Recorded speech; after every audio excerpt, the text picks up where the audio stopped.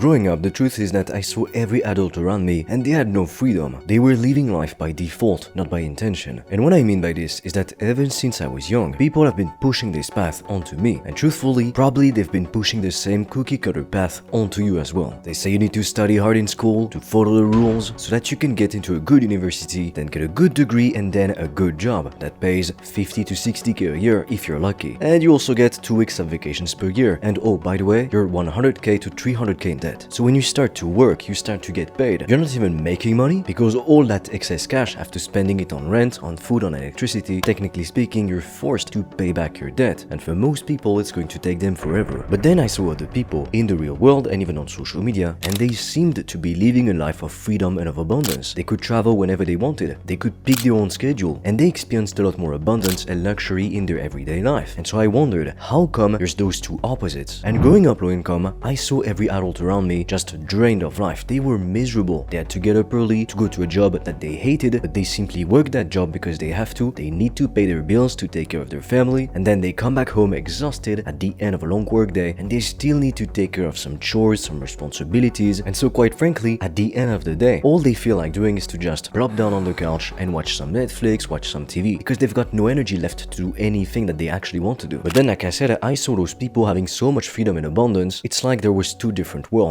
And so I figured something. I'm not going to change the rules of the game, but I get to pick which one of those two groups I want to be a part of. So I thought, you know what, I need money. But then the thing that I also realized is that just because you had money, it did not necessarily mean that you would be free. I mean, I saw doctors, lawyers, they were driving nice cars, Audis, Mercedes, and in the eyes of most people, they were making a lot of money. However, in reality, they're not more free. They still have to be at their job at this hour and do what they're told. They still have a mortgage. They didn't buy their car cash. So essentially, they have the same type of life as everybody else. It's just that they can afford more nice things. So they give this illusion that they are free. Because believe me, you could be a CEO, CFO, or an executive working for a massive corporation. You could be making 60, 80, even 100k per year. That's more money than most people will ever see. And so on the outside, you look like you're a massive success. But in reality, you're miserable, you're depressed, you hate your life because you work 80 to 90 hours a week and you've got no time to do all of the things that you actually want to do. And so I looked at those people and I figured, okay, so it's not just about the money. If I want to be free, I do need money. Because obviously, if you have no money, you'll have to do what other people want you to do. You'll have to work a job that you hate. You'll have to get up at 3 a.m. to go work at a factory for 12 hours straight. So obviously, I knew that if I didn't have money at all, I would have no freedom. But at the same time, having more money, it did not always mean having more freedom. And then one day, I stumbled upon a video on YouTube, kind of like this one, and it was a guy explaining how he made money through his online business. And that is when my life changed forever, because I realized there is indeed an alternative path, and that path is to start your own online business. And so obviously I went down the rabbit hole and I consumed so many videos, so many books on money, personal finances, business, and that is why in this video I'm going to share with you the main fundamental business lessons that you need to know if your goal is to actually get rich. So the first thing that you really need to understand is that if you really want to get rich, you want to make 6, 7, maybe even 8 or 9 figures a year, you need this key fundamental element. And if you don't have it, no matter how hard you try, you'll never make $1 million.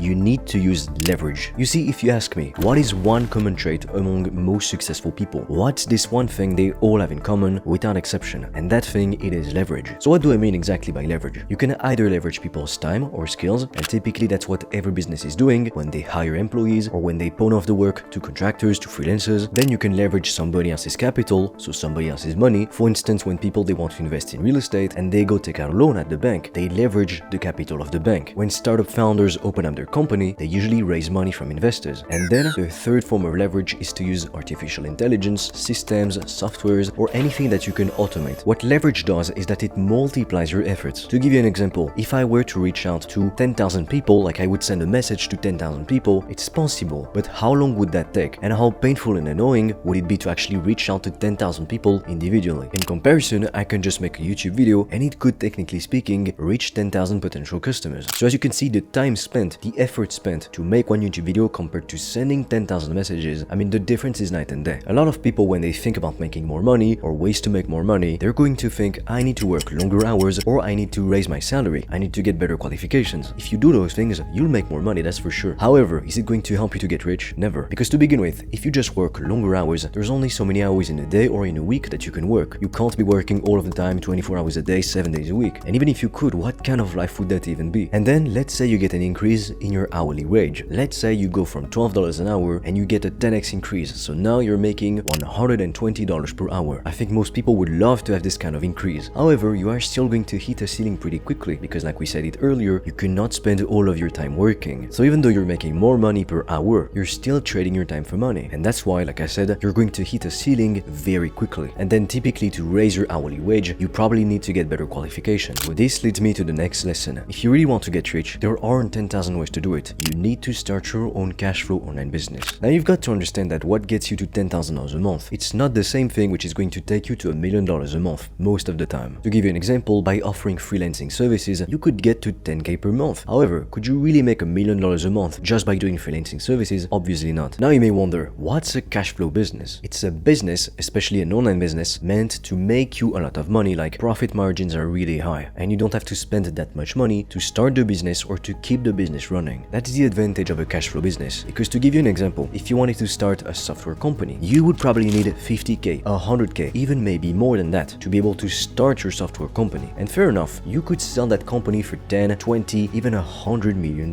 So that comes back to what I said. What gets you to $10,000 per month, it's not the same thing which is going to get you to $1 million a month. But to start that business, which is going to be valued at like 10 million or $100 million, maybe even $1 billion, who knows, you will need a lot of startup capital, which most beginners, they simply don't have. And also there is a certain level of skill that you need before you start something like a software company. And that is why, in my opinion, there is so much misinformation online when it comes to which business you should start as a beginner. For instance, you're going to see many people online, they're going to claim that dropshipping is the best online business to start for beginners. This couldn't be further from the truth. They're going to say, oh look, I made $1 million in one day. However, in reality, what they're not telling you is that it took them 6 months, a year to find this one partnership with this one influencer to make that $1 million.